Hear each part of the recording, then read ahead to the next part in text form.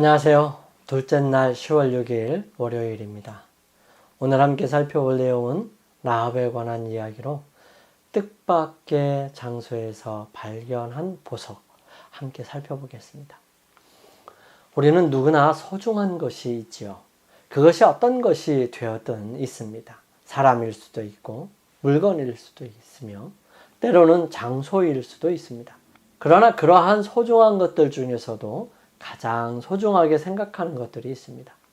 오늘 우리는 어떤 것이 나를 움직이고 마음을 쓰이게 하며 결심하며 열심을 다해 행동하게 하는지 살펴보기를 원합니다.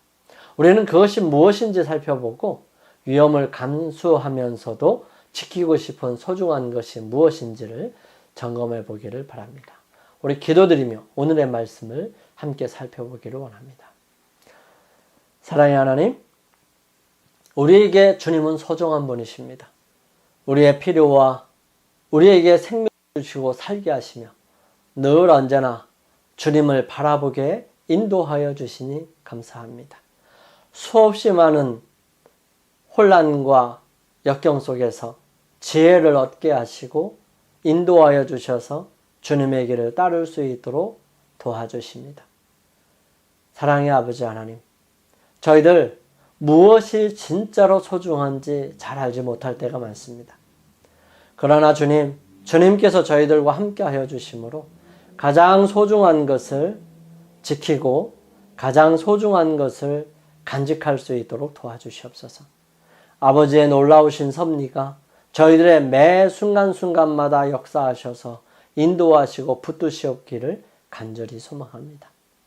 오늘은 라합을 통해서 가장 소중한 보석이 무엇인지 살펴보기를 원합니다. 주님, 무엇이든지 잘생기고 많은 것들을 가지고 있고 특권을 누린다고 해서 그 사람이 보석은 아닌 것 같습니다. 주님, 저희들이 매 순간을 살아가며 보석다운 사람으로 살 수 있도록 도와주시고 또 보석처럼 살아가게 인도하여 주옵소서. 시작하는 시간입니다. 마치는 시간까지 주님께서 역사하여 주시옵기를 예수님의 이름으로 기도드립니다. 아멘. 여호수아 2장 1절부터 11절, 히브리서 11장 31절, 또 야고보서 2장 25절을 함께 살펴봅니다. 여호수아 2장 2절부터 11절 말씀은 이렇습니다. 어떤 사람이 여리고 왕에게 말하여 이르되 보소서, 이 밤에 이스라엘 자손 중에 몇 사람이 이 땅을 정탐하러 이리로 들어왔나이다. 여리고 왕이 라합에게 사람을 보내어 이르되 내게로 와서 내 집에 들어간 그 사람들을 끌어내라. 그들은 이 온 땅을 정탐하러 왔느니라. 그 여인이 그 두 사람을 이미 숨긴지라. 이르되 과연 그 사람들이 내게 왔었으나 그들이 어디에서 왔는지 나는 알지 못하였고 그 사람들이 어두워 성문을 닫을 때쯤 되어 나갔으니 어디로 갔는지 내가 알지 못하나 급히 따라가라. 그리하면 그들을 따라잡으리라 하였으나 그가 이미 그들을 이끌고 지붕에 올라가서 그 지붕에 벌려놓은 삼대에 숨겼더라. 그 사람들은 요단 나루터까지 그들을 쫓아갔고 그들을 뒤쫓는 자들이 나가자 곧 성문을 닫았더라. 또 그들이 눕기 전에 라합이 지붕에 올라가서 그들에게 이르되 말하되 여호와께서 이 땅을 너희에게 주신 줄을 내가 아노라. 우리가 너희를 심히 두려워하고 이 땅 주민들이 다 너희 앞에서 간담이 녹나니 이는 너희가 애굽에서 나올 때에 여호와께서 너희 앞에서 홍해 물을 마르게 하신 일과 너희가 요단 저쪽에 있는 아모리 사람의 두 왕 시혼과 옥에게 행한 일 곧 그들을 전면시킨 일을 우리가 들었음이니라. 우리가 듣자 곧 마음이 녹았고 너희로 말미암아 사람이 정신을 잃었나니 너희의 하나님 여호와는 위로는 하늘에서도 아래로는 땅에서도 하나님이시니라. 이 구절은 라합에 대해 무엇을 말해주고 있습니까? 라합 이야기의 중심에는 정탐꾼을 보호하기 위한 정탐꾼을 보호하기 위해 한 그녀의 거짓말이 있었습니다. 그녀의 거짓말을 생각할 때 그녀가 하나님께서 그 땅을 심판하기로 결정하게 만들었던 극도로 죄악된 사회에 속해 있었음을 기억해야 하는 것입니다. 신약이 라합의 믿음을 칭찬하는 것은 사실이지만 그녀의 행동에 대한 언급을 면밀히 살펴보면 그녀의 모든 것을 인정하거나 그녀의 거짓말을 정당화하는 것은 전혀 없음을 알 수 있습니다. 히브리서의 믿음의 장에서는 라합을 이렇게 기록합니다. 믿음으로 기생 라합은 정탐꾼을 평안히 영접하였으므로 순종하지 아니한 자와 함께 멸망하지 아니하였도다. 라는 말씀입니다. 부패한 문화에 안주하지 않고 정탐꾼들과 운명을 함께하기로 선택한 라합의 믿음을 확증하지요. 야고보 장로는 이렇게 기록합니다. 또 이와 같이 기생 라합이 사자들을 접대하여 다른 길로 나가게 할 때에 행함으로 의롭다 하심을 받은 것이 아니냐.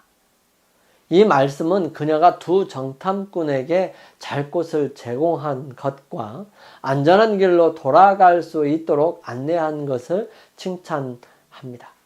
타락하고 부패한 문화와 라합의 죄악된 생활 방식 속에서도 은혜의 하나님은 그녀를 구원할 믿음의 불꽃을 보셨습니다.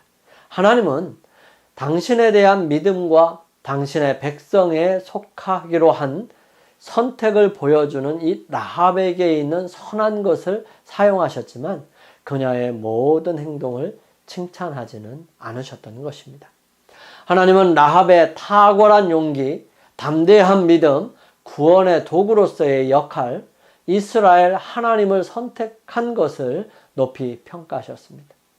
하나님의 역사를 본 후 그녀는 이렇게 선언했어요. 여호수아 2장 11절에 너희 하나님 여호와는 위로는 하늘에서도 아래로는 땅에서도 하나님이시니라 라고 고백하죠. 가나안 여인에게서 특히 이교신앙에서 주로 천상의 신들에게 기도하는 장소인 지붕에서 라합이 여호와께서 유일한 하나님이심을 인정하는 것을 듣는 것은 매우 의미심장한 일이었습니다. 이와 같은 라합의 표현은 성경에서 오직 하나님만 경배받으시기에 합당한 분이라는 맥락에서만 사용하는 표현입니다. 그녀의 말은 이스라엘의 하나님만이 유일하고 참되신 신이시라는 사실을 인정하는 의도적이고 양심적인 선택을 보여주는 것이죠. 그녀의 고백은 하나님의 주권과 여리고가 멸망당할 운명에 처한 심판 사이에 밀접한 관계를 그녀가 이해하고 있음을 드러내었던 것입니다. 라합의 도덕적 선택은 여호와의 심판 앞에 있는 두 개의 가능성, 즉 그분에게 계속해서 반항하다가 멸망하거나 믿음으로 맡기기로 선택하는 길이 있음을 보여주는 것이죠. 이스라엘의 하나님을 선택함으로써 라합은 여리고의 거민 누구라도 이스라엘의 하나님께 자비를 구했다면 어떤 결과를 맞이했을지를 보여주는 본보기가 되었습니다. 실물교훈은 말합니다. 그러나 이스라엘 백성들을 통해서 하나님의 품성을 그들에게 나타내셔서 그들로 하여금 하나님께로 이끌려 오도록 하는 것이 하나님의 뜻이었다. 온 세상에 복음의 초청을 보내도록 되어 있었습니다. 제사제도의 교훈을 통하여 그리스도께서는 만백성 앞에서 높임을 받으시고 그분을 쳐다보는 자는 다 살아야 했습니다. 가나안 사람 라합과 모압 사람 룻 같은 우상 숭배에서 돌아서서 참 하나님을 경배하는 모든 사람은 하나님의 택한 백성과 연합할 것입니다. 이스라엘 백성의 수요가 증가됨에 따라 저희는 국경선을 점점 넓혀서 마침내 저희의 나라가 온 세계에 미치게 되어야 했습니다. 하나님께서는 만백성을 당신의 자비하신 통치 아래 두시기를 원하셨어요. 그분은 이 땅이 기쁨과 평화로 충만하기를 원하셨습니다. 그분은 사람들이 행복하게 살도록 창조하셨고요. 사람들의 마음을 하늘의 평화로 채워주시기를 갈망하셨습니다. 그분은 이 땅의 가족이 하늘에 있는 대가족의 표상이 되기를 원하셨던 것입니다. 영감의 교훈입니다. 믿음의 여인 기생 라합, 그에게 이르러 온 여호와께 대한 지식은 그에게 구원이 됨을 입증하였다. 믿음으로 기생 라합은 순종치 아니하는 자와 함께 멸망치 아니하였다. 그의 계종은 그분의 거룩한 권위를 인정한 우상 숭배자들에게 하나님의 은혜를 나타내신 유일한 경우가 아니었다. 그 나라 가운데서 기브온 사람들처럼 무수한 백성들이 이교를 버리고 이스라엘과 연합하여 언약의 축복에 동참하였다. 선지자 왕 369페이지에 있는 말씀이에요. 우리 함께 기도드리겠습니다. 저희들을 너무나도 사랑하시는 저희들의 아버지 하나님, 불가능한 것 같은 상황에도 구원하시며 놀라운 믿음의 본보기로 이끄시는 주님의 섭리에 인하여 감사합니다. 우리 눈을 열어 뜻밖의 장소에서도 하나님은 여전히 역사하시고 계심을 보게 도와주시며 보석 같은 영혼들을 이끌 수 있게 도와주시옵소서. 저희들을 사랑하시는 예수님의 이름으로 감사하며 기도드립니다. 아멘. 자, 오늘 하루를 주님과 동행하시기 위해 주님 앞에 머무르는 시간을 갖기를 원합니다. 우리 각자 개인 기도하시면서 오늘 아침 이 시간을 마치겠습니다.